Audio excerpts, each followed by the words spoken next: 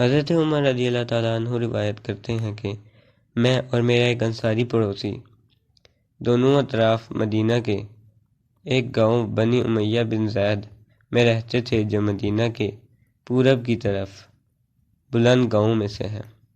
ہم دونوں باری باری نبی کریم صلی اللہ علیہ وآلہ وسلم کی خدمت شریف میں حاضر ہوا کرتے تھے۔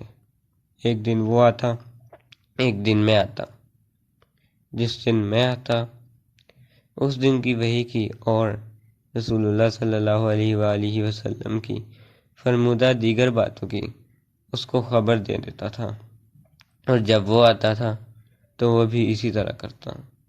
تو ایک دن وہ میرا انصاری ساتھی اپنی باری کے روز حاضر خدمت ہوا۔ جب واپس آیا تو اس نے میرا دروازہ بہت زور سے کھٹکھٹایا اور میرے بارے میں پوچھا کہ کیا عمر یہاں ہیں؟ میں گھبرا کر اس کے پاس آیا۔ وہ کہنے لگا کہ ایک بڑا معاملہ پیش آ گیا ہے، یعنی رسول اللہ صلی اللہ علیہ وآلہ وسلم نے اپنی بیویوں کو طلاق دے دی ہے۔ پھر میں اپنی بیٹی حفصہ کے پاس گیا، وہ رو رہی تھی۔ میں نے پوچھا کیا تمہیں رسول اللہ صلی اللہ علیہ وآلہ وسلم نے طلاق دے دی ہے؟ وہ کہنے لگی میں نہیں جانتی۔